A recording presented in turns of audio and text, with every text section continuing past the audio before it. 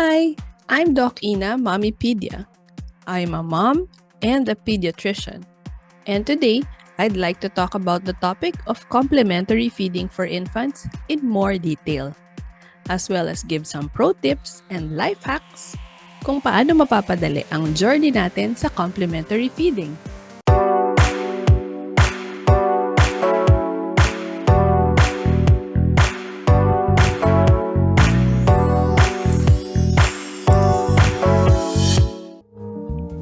Complementary feeding is the process of introducing solid foods to an infant's diet in addition to breast milk or formula.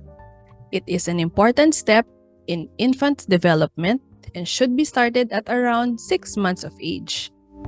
Well, unang-una sa lahat, dapat nating tandaan that breast milk should be the primary source of nutrition for infants until they reach 12 months of age. So, ibig sabihin, the introduction of solid foods should simply supplement their diet sa umpisa. So, this is around 6 to 12 months of age. Take note na pagdating ng 12 months of age, dapat table food na ang kinakain natin. We will discuss that in detail later. So, for now, complementary feeding spans the age of 6 to 12 months. Oh, but wait. Some books will say 4 months old. So yes, that is true. You can start complementary feeding at 4 months, 5 months, or 6 months old.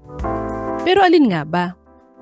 First, you have to look for signs of readiness. So starting at around 4 months of age until 6 months, look for good head control and neck control.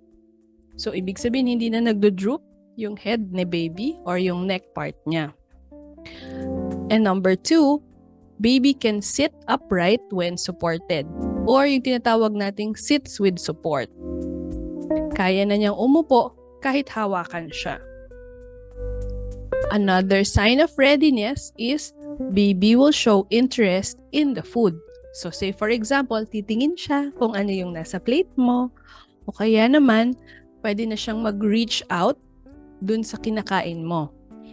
In relation to that, baby can also do the hand-to-mouth coordination. So, kaya na niyang ilapit yung object or yung food dun sa mouth niya.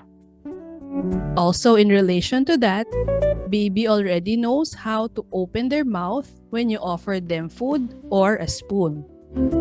So, there is a question about baby-led weaning or BLW. This is the opposite of traditional form of complementary feeding. Let's explain both.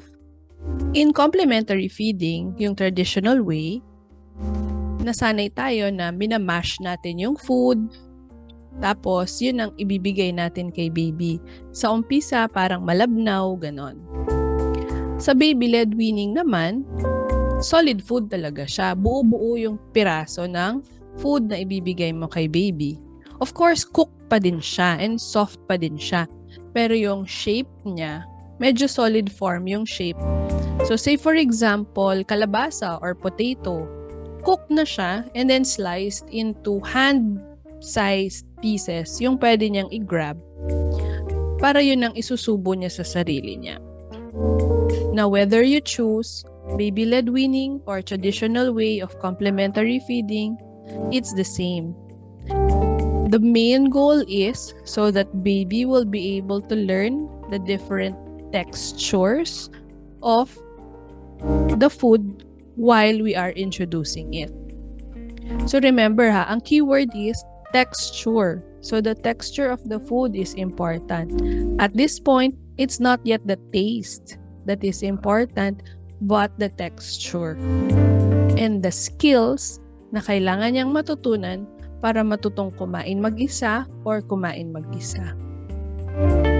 So whether you choose the traditional way of complementary feeding or the baby-led weaning, parehas lang ang rules natin dyan.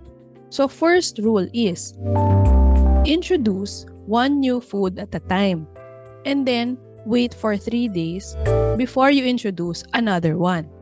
So, ibig sabihin, let's say for example lang napili ko is patatas. For potato, 3 days ko munang ibibigay yung potato bago ako mag-introduce ng another new food on the 4th day. So, 4, 5, 6, 3 days again bago ako mag-introduce ng third new food na naman. And then, etc. etc. Pag nakarami na tayo, saka natin sila pwedeng paghalu-haluin in combination. By doing this, we can easily isolate or we can easily identify kung ano yung mga may potential allergens para kay baby. For example, nagluto ako ng chop suey. Tapos biglang nagka-allergy si baby. Eh di hindi ko na ma-identify kung alin dun sa lahat ng ingredients ng chop suey yung nakapagpa-allergy sa kanya, di ba? So, by doing this, every 3 days, na-observe talaga natin kung ano yung magiging reaction kay baby. For the most part, ang allergy manifestations ay pwedeng on the face, like rashes on the skin, or pwede ring whole body. Sometimes, other children will have cough and colds or vomiting and diarrhea as a manifestation of allergy. The most dangerous is difficulty of breathing. So, automatic kapag may difficulty of breathing, automatic stop. Okay? Itigil ang complementary feeding temporarily. So, back to the main point, which is introduce one food at a time and wait for 3 days before introducing another new one. This will help you to identify potential allergens. Okay, let's move on to rule number 2. Start with single ingredient pureed foods such as fruits and vegetables. Okay, dahil nasanay tayo sa more traditional way of complementary feeding, kaya na-mention natin dito yung pureed foods. But the more important keyword here is single ingredient. No contaminations. And also, avoid foods that have sweetened or salted or added ingredients. Okay, anong example nito? For example, nagluto tayo ng nilaga. Gusto kong kunin yung patatas doon para yun ang ipapakain ko kay baby. Hindi pwede. Kasi, yung nilaga na yun, meron na siyang kamix na mga other ingredients like yung beef, yung other vegetables, at saka lalong-lalo na yung cubes or yung pantimpla, yung pangpalasa. So, hindi pwede. Single ingredient muna po tayo. Most commonly fruits and vegetables. And then part of this rule is avoid condiments. No salt, no sugar, no cubes, no etc. Particularly important for families who have high allergies for seafood. Also avoid patis, bagoong, etc. because these are also seafood condiments. Another important point is to avoid honey until 1 year old because honey may cause botulism for babies who are less than 1 year old. So ulit, because it is very important, avoid honey until 1 year old. Okay?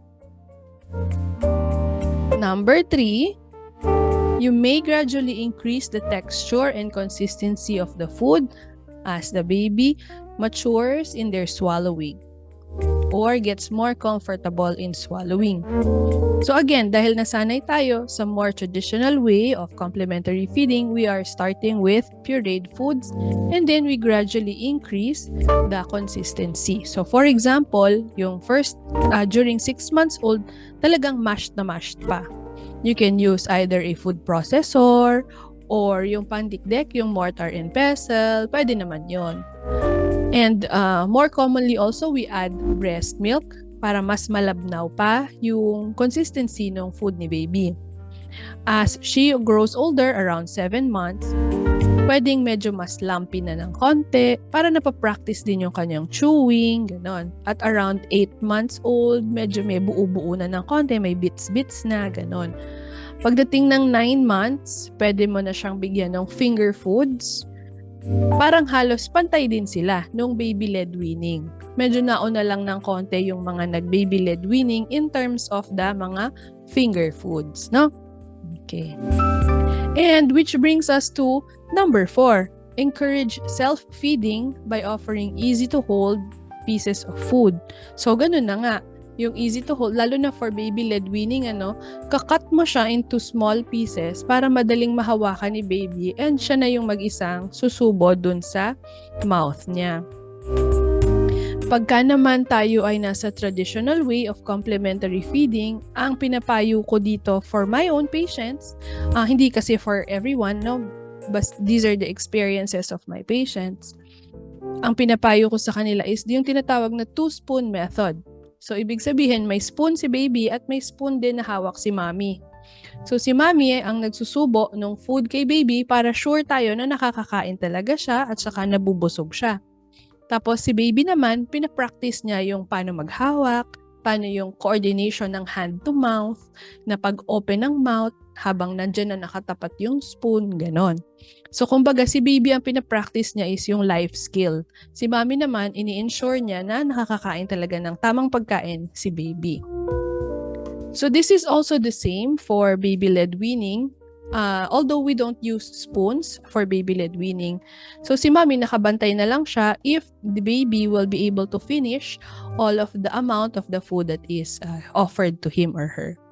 Madalas naman din sa baby, they will have their own regulation. So, ibig sabihin, siya nang magsasabi kung busog na siya, mag-aayaw na din talaga siya. Alright, so that brings us to the last point, which means make sure to always supervise the infant to prevent choking. So, kung lagi kang nakabantay, makikita mo kaagad kung medyo parang papachoke na siya. So, prevention is better than cure. Also, with regards to this, both for traditional and baby-led weaning, parents and caregivers ideally should know how to do CPR. Knock on wood, just in case any accidents will happen, marunong tayo, no?